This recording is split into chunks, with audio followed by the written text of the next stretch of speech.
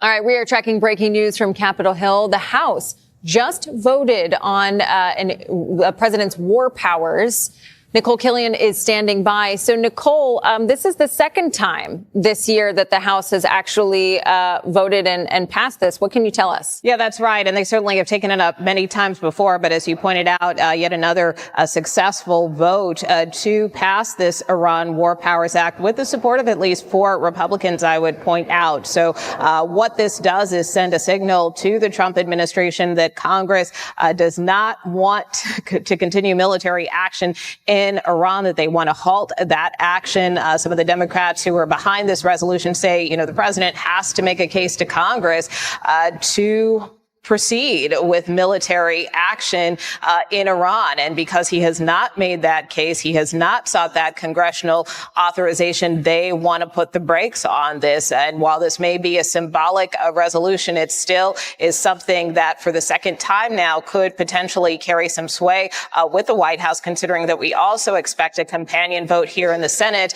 Hey everyone, John here. The answer isn't what you think. The House voted 215-208 to strip Trump of unilateral war powers, with 4 Republicans crossing the aisle, a stunning constitutional rebuke that prompted cheers in the chamber. The vote signals Congress reasserting its authority and marks a major check on executive overreach. The significance of this moment cannot be overstated.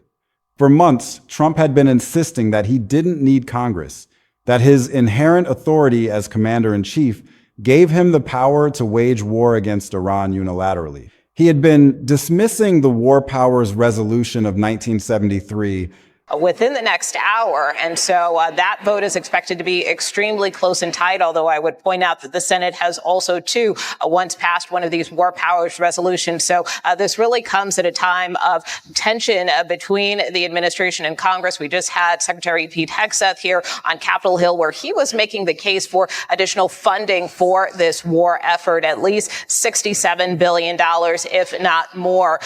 And so he was questioned a lot about the need for that. He was questioned a lot about the end game and the strategy for this war, particularly as we have seen tensions escalate over the past week plus. So without getting those kinds of answers, in the view of some lawmakers, from the secretary on what that end game is, on what those next steps are, you are now seeing Congress once again react to this war by again hoping to put the brakes on military action in the region. Kelly. Yeah, I was seeing 4 Republicans actually voted for this, and I'm sure in the back of everyone's minds, people are going into a midterm election, and with many constituents, it's not popular. It's a very tough line to walk, also with wanting to still curry favor with the president. All right, Nicole Killian. As an unconstitutional infringement on executive authority, he had been arguing that a temporary ceasefire in April had somehow reset the 90-day clock, allowing him to continue military operations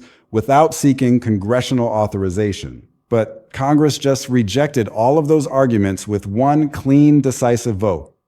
The message was clear. You are not above the law, you are not above the Constitution, and you cannot wage war without the consent of the people's representatives. It was a moment of constitutional accountability that reminded everyone watching that America is a democracy, not a dictatorship. The 4 Republicans who broke ranks deserve special attention because their defection represents something much larger than just a few votes. These are not rhinos or never-Trumpers who have been opposing the president since day one. The House officially passing its first war powers resolution yesterday to halt the military action in Iran. 4 Republicans broke ranks to pass the resolution alongside the Democrats. This comes after House Speaker Mike Johnson tried to block the vote 2 weeks ago by shutting down action on the floor, but opposition to the war has seemingly grown among Congress. Yesterday, Secretary of State Marco Rubio tried to dissuade Congress from passing such a resolution, telling the House Foreign Affairs Committee it would tie the president's hands and throw a wrench into the U.S.-Iran negotiations. Trump seemed to agree, writing in part on Truth Social this morning. Yesterday, in a meaningless vote, the House voted for bad Republicans and all of the Democrats to limit my war powers right in the middle of my final negotiations to end the war. Who would do such an unpatriotic thing? How many times can we hear my final negotiations? The war is ending. This is the last one. We're to the finish line. He actually said it's ended before on Fox Business. He said it was over already. This was like a month and a half ago. So close. I thought it was interesting because House Speaker Johnson tried to shut down this vote on purpose because he wanted to make sure. These are mainstream Republicans, members of Trump's own party, who looked at the situation and concluded that the president's war was wrong, that his legal arguments were invalid, and that their duty to the Constitution outweighed their loyalty to the man who leads their party. They made a calculated decision, understanding full well that they would face Trump's wrath, his attacks on social media, his attempts to primary them, and the fury of his most ardent supporters. They made that decision anyway because they believed it was the right thing to do. And that is what makes this moment so significant. When Republicans start prioritizing constitutional principle over personal loyalty to Trump, the dynamics of American politics shift fundamentally. We avoid getting people on record multiple times saying that they want to limit the president's power around this war, specifically because every time, this is the fourth time they've done this, more Republicans have jumped on board. Obviously, one of those Republicans is Thomas Massie. So he's already on board. Yeah, he has a ideological constitutionalist opposition to the idea that the president can do this without direct authorization from Congress. Right. So he's been consistent. Another one is Warren Davidson, who I saw was a libertarian in Ohio. So he's probably sticking to his guns, too. And then there's Brian Fitzpatrick, who is in Pennsylvania, who I know has already like a little rift with the president. But he's in a swing state of Pennsylvania and understands that his voters are not extremely right-leaning. And so a lot of people are in election moments and like, listen, I want to keep my job. And so past the president doing his job, this doesn't align with what people put me in office for. And so slowly, I think as we get more months and more months into this war, people who are on record, even in the Senate or the House, who are going to have to vote on this again and again, are going to say, well, I want to be on record making sure that I did the right thing in this moment. You always talk about what it did for Hillary Clinton when she... Trump's immediate reaction to the vote told its own story. Within minutes of the tally being announced, he was on Truth Social, furiously attacking the Republicans who had betrayed him. He called them grandstanders, weaklings, and traitors to the conservative cause. He lashed out with the kind of emotional, uncontrolled rage that has become his trademark when he feels threatened or cornered. This was not the measured response of a confident leader who believes he can absorb a defeat and move on. This was the panicked reaction of a man who knows he has just lost a major battle and is terrified about what comes next. The fact that Trump felt compelled to respond immediately, to lash out at his own party members, is a tell. Went on record voting to, right, be part of a war. So this could go on record and stain people's records if this doesn't work out well for the president. Like, for example, if the agreement looks exactly like Obama's agreement, or if we're just in this for another year before an agreement is reached, more people die before an agreement is reached. I mean, there's a lot of ways this can't work out, and everything cannot be to the president a personal attack against him. Like Rubio and the president have seemed very defensive when asked questions or pushed by their own party for answers. And it's not a personal attack. I think people just really want answers about what are the next steps here. What's the plan as we try to organize the entire Middle East around one idea, and it doesn't seem like anyone's on the same page. Congress was supposed to vote to authorize this in the first place. I've said that consistently from the beginning. I don't think the president can declare war. The president has a limited capacity to respond to threats against the U.S. Maybe you can say that because Iran was a danger to Israel, there was some justification for an initial period of strikes. Yeah, I'm stretching this as far as you can possibly go, but just... It's a sign that he is rattled, that he is not in control, and that he is deeply worried about the trajectory of his presidency.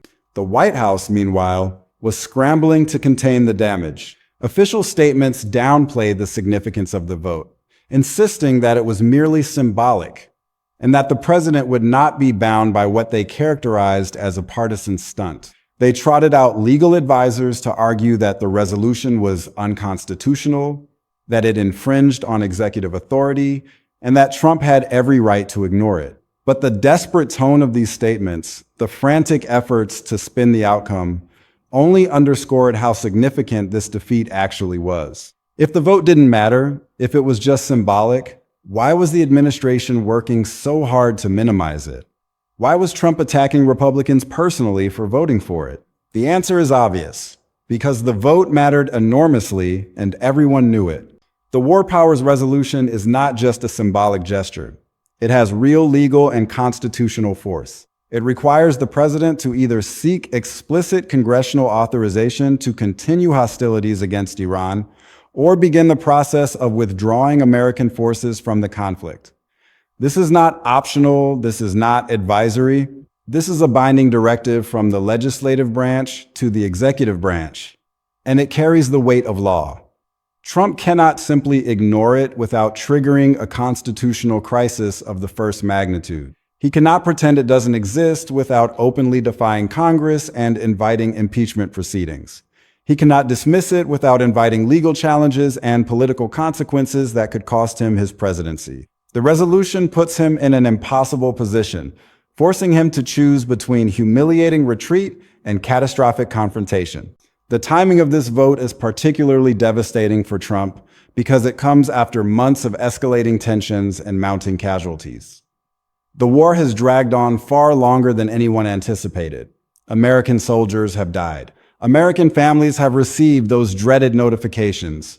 Gas prices have soared, with Americans paying significantly more at the pump because of the conflict. The economic impact has been felt across the country, with consumers struggling to afford basic necessities, while the administration pours billions of dollars into a war that was never authorized by Congress. And through it all, Trump has been claiming that everything is under control, that victory is just around the corner, that the American people should trust his leadership. But Congress has now signaled that it does not trust his leadership. And that is a devastating blow to his credibility. The loss of Republican support is particularly significant because it suggests that Trump's ability to control his party is deteriorating rapidly. For years, Republicans have been terrified of crossing Trump, afraid that his wrath would destroy their political careers. They have fallen in line behind every policy, every controversy, every outrageous statement. But something has changed. The fear is diminishing. The calculation is shifting. Republican members are starting to realize that their survival in November might depend on distancing themselves from Trump rather than clinging to him. They are starting to recognize that the war is unpopular, that gas prices are high, that their constituents are angry, and that supporting Trump's unauthorized military adventure could cost them their seats. The political calculus has shifted, and Trump is the loser. The cheers on the House floor were not just about the vote itself. They were about the moment, the symbolism, the statement that Congress was finally standing up to a president who had been treating it with contempt. For years, Trump had been ignoring congressional oversight, dismissing subpoenas, and acting as though the legislative branch was irrelevant. But on that day, Congress pushed back. On that day, the legislative branch asserted its constitutional authority. On that day, the system of checks and balances that the founders designed actually worked. The cheers were the sound of a co-equal branch of government reminding the executive that it exists, that it has power, and that it will not be ignored. It was a moment of constitutional accountability that will be remembered for decades. Now the ball is in the Senate's court.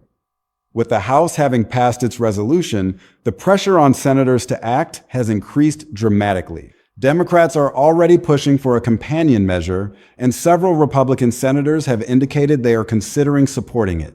If the Senate passes its own version of the War Powers Resolution, Trump will face an even more acute constitutional crisis. He will have to decide whether to comply with Congress or openly defy it. And either choice carries enormous risks. Complying means admitting he was wrong, accepting limits on his authority, and potentially ending the war he started. Defying means triggering a constitutional confrontation that could lead to impeachment, removal, or criminal charges after he leaves office. There is no good option, and Trump knows it. The international implications of this vote are equally significant. America's allies and adversaries are watching the power struggle between Trump and Congress with intense interest. They are seeing that the president's authority is contested, that his ability to conduct foreign policy unilaterally is limited, and that the American political system has mechanisms to restrain executive overreach. For allies, this is both reassuring and concerning. Reassuring because it demonstrates that American democracy is resilient and that there are checks on presidential power. Concerning because it suggests that American foreign policy could be unstable and unpredictable. For adversaries, the situation is a potential opportunity. They see division in Washington, they see weakness, and they may be tempted to exploit it. The vote sends a signal that America is divided, and that signal has consequences. To fully appreciate the significance of what happened on the House floor, we need to examine the broader context in which this vote took place. The War Powers Resolution of 1973 was passed in the aftermath of the Vietnam War, a conflict that had exposed the dangers of unchecked presidential authority to commit American troops to foreign conflicts. Congress wanted to ensure that future presidents would not be able to wage prolonged wars without congressional approval. The law requires presidents to notify Congress within 48 hours of committing troops to hostilities and to withdraw those troops within 60 days unless Congress authorizes continued military action. There's also a 30-day withdrawal period, meaning that after 90 days total, the president must stop military operations unless Congress explicitly approves. This framework has been tested by multiple presidents, but never before has it been applied in such a dramatic and confrontational manner. Trump's argument that the temporary ceasefire in April reset the 90-day clock has been widely rejected by constitutional scholars and legal experts. The ceasefire was brief, and the war resumed shortly thereafter, making the argument that it reset the statutory timeline extremely weak. But Trump has never been one to let legal technicalities stand in the way of what he wants to do. He has consistently claimed that he has inherent authority as commander-in-chief to wage war whenever and wherever he sees fit. He has argued that the War Powers Resolution is unconstitutional and that he is not bound by it. And for months, he has been getting away with it. But Congress has now said no, and the implications of that decision are profound. The fact that this was the fourth attempt to pass such a resolution is itself telling. 3 times before, Congress had tried to rein in Trump's war powers, and 3 times before, the effort had failed. Each time, Trump's allies in the House managed to hold the line, preventing a majority from forming. Each time, the administration breathed a sigh of relief and continued its military operations without congressional interference. But the political environment changed. The war dragged on, the casualties mounted, the economic costs became unsustainable. Public opinion turned decisively against the conflict. And by the time the fourth attempt came to a vote, even the most loyal Trump supporters in the House could no longer justify voting against it. The pressure had become too great, and the political consequences of opposing the resolution had become too severe. The 4 Republicans who voted for the resolution represent a diverse cross-section of the party. Some are from swing districts, where the war is deeply unpopular. Others are constitutional conservatives who believe in the separation of powers and are troubled by Trump's disregard for congressional authority. Still others are simply tired of the chaos and dysfunction that has characterized Trump's foreign policy. Whatever their individual motivations, their collective action represents a breaking point. It signals that Republican members are starting to put their own political survival and their own constitutional principles ahead of their loyalty to Trump.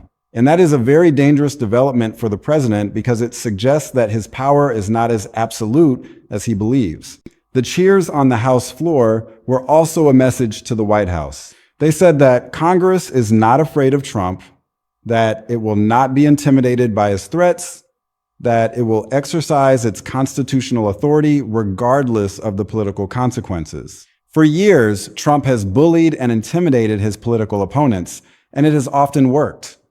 Members of Congress have been reluctant to cross him because they feared the retaliation. But on that day, at least some of them decided that the fear was no longer justified. They decided that Trump's threats were hollow, that his power was limited, and that they could vote their conscience without destroying their careers. That shift in perception is enormously significant because once Republicans stop being afraid of Trump, his ability to control them evaporates. The White House's response to the vote has been predictably defensive, but the desperation behind the spin is obvious. Press secretaries have been dispatched to television studios to argue that the resolution doesn't matter, that it's not binding, that Trump can simply ignore it. Legal advisors have been quoted anonymously insisting that the administration has options, that there are legal strategies to challenge the resolution in court. But these arguments ring hollow and everyone knows it. The resolution is binding. It does matter. And Trump cannot simply ignore it without triggering a constitutional crisis.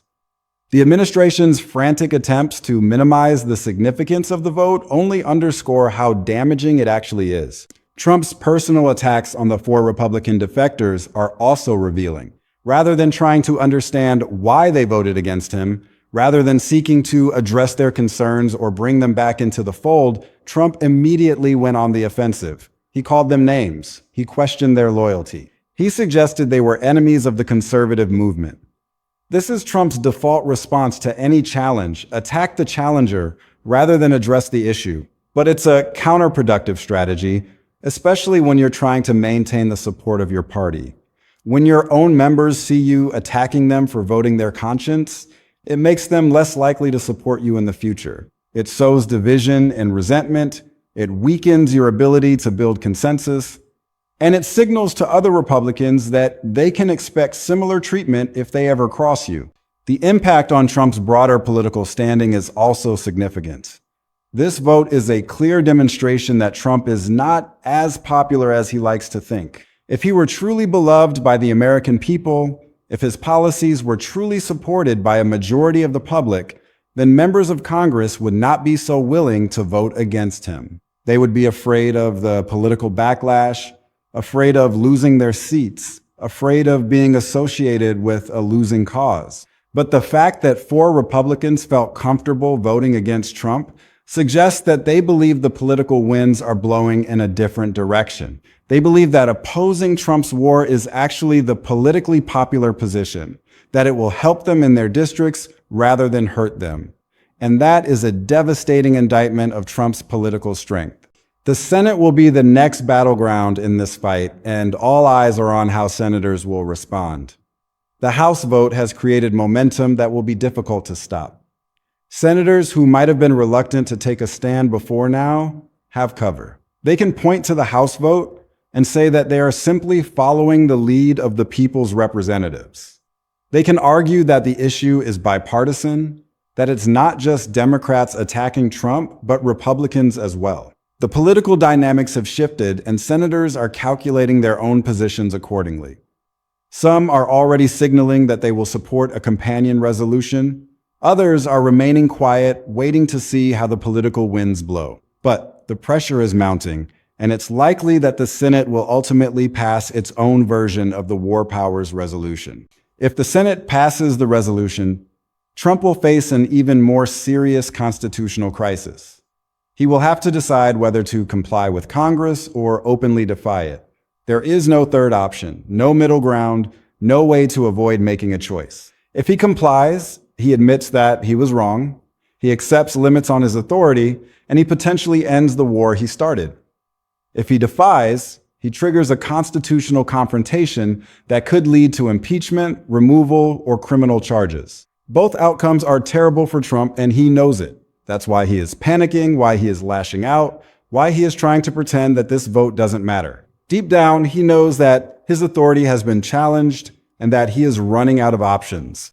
The constitutional issues at stake in this fight go far beyond Trump himself.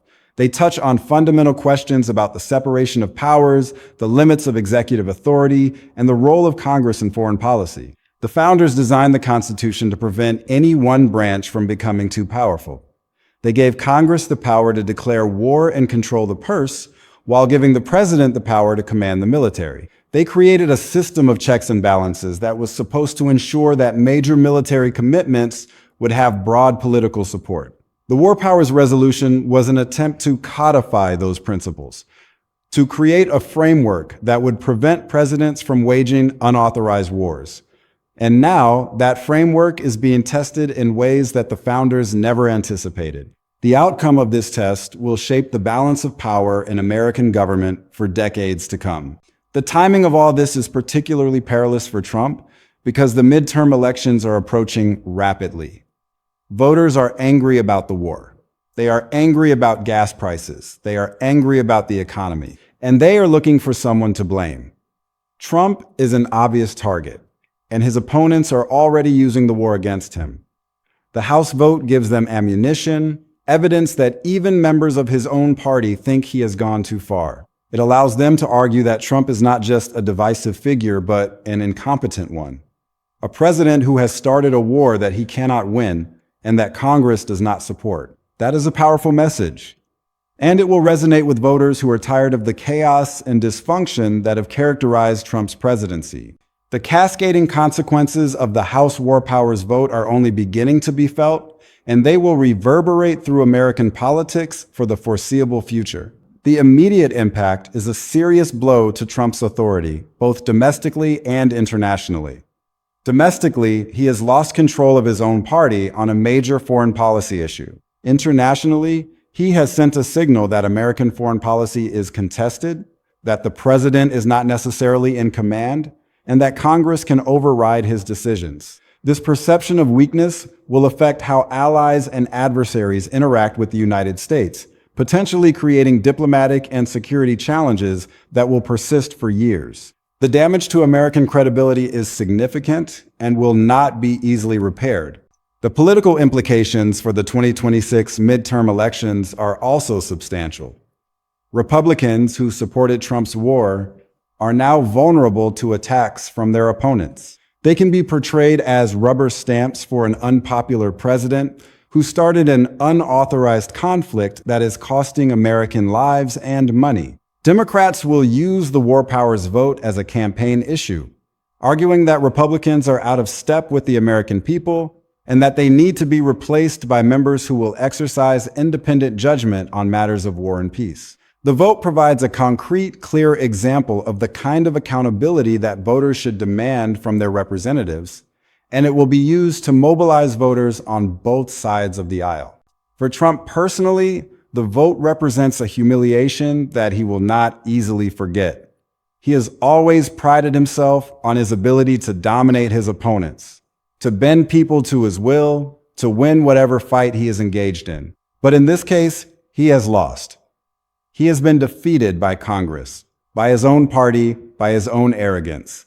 The cheers on the House floor were a personal rejection, a statement that he is not as powerful as he believes himself to be. And that rejection is something that will gnaw at him, that will fuel his anger and resentment, that will drive him to lash out in ways that are increasingly desperate and counterproductive. He is in a downward spiral, and the more he loses, the more he will fight, and the more he fights, the more he will lose. The legal implications of the vote are also significant. The War Powers resolution now gives Trump 60 days to either get congressional authorization or begin withdrawing troops. If he fails to do either, he will be in violation of federal law. That could subject him to legal consequences, potentially including criminal charges after he leaves office. It could also provide grounds for impeachment, as violating the War Powers resolution would be a clear abuse of presidential authority. The legal jeopardy that Trump faces is multiplying, and each new defeat adds to the weight of evidence that he has acted unlawfully. His lawyers are undoubtedly worried about the cumulative effect of these legal problems, and they should be. The psychological impact on Trump cannot be overstated. He has always viewed himself as a winner, a person who is destined to succeed and dominate. But recent events have shown him to be something else.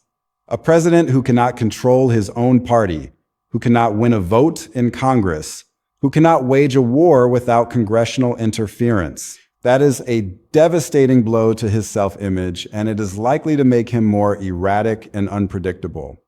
He may double down on his worst instincts, escalating conflicts, attacking his enemies, and refusing to compromise. He may become even more isolated, surrounded only by yes men who tell him what he wants to hear. The psychological trajectory is concerning, and it raises questions about his ability to govern effectively in the months ahead.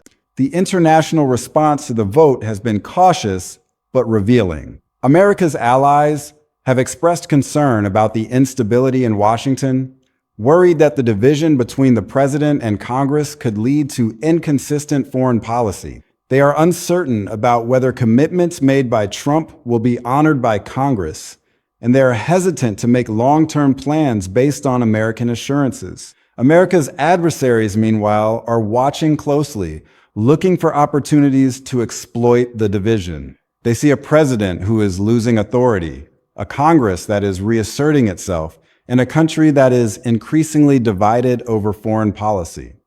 That is a recipe for vulnerability, and it is likely to embolden those who oppose American interests. The broader significance of the House vote is that it represents a reassertion of congressional authority over military policy. For decades, presidents have been waging wars without congressional approval, relying on the War Powers Resolution as a fig leaf for their actions. But the House vote changes that dynamic, establishing a precedent that Congress will not be ignored.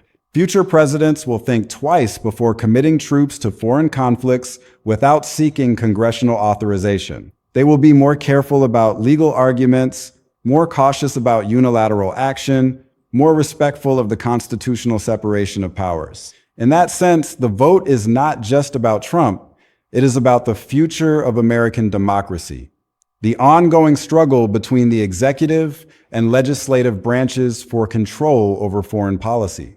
The Republican defections are also a signal about the future of the party. Trump has dominated the GOP for years, but his grip is loosening. Republicans are starting to think independently, to consider their own political survival and their own principles. That is a healthy development for the party, but it is also a dangerous one for Trump. As more Republicans break ranks, his ability to control the party will erode further. He will become a lame duck, a president without a party, a figure who is increasingly isolated and irrelevant. That process is already underway, and the House vote is one of the clearest indications yet that the Trump era of Republican politics may be entering its final phase. The media coverage of the vote has been extensive, and the narrative is largely one of Trump's weakness. Headlines around the country are emphasizing the Republican defections, the cheers on the House floor, and the president's panicked response. This narrative is damaging to Trump because it reinforces the perception that he is losing control, that his presidency is in decline, that his political strength is waning. The media is not simply reporting the news. It is shaping the story in ways that are unfavorable to Trump. And that in turn affects how the public perceives him, how voters think about him, and how his political opponents strategize against him. The media narrative is a significant factor in Trump's political demise, and it is working against him. The economic consequences of the vote are also worth considering.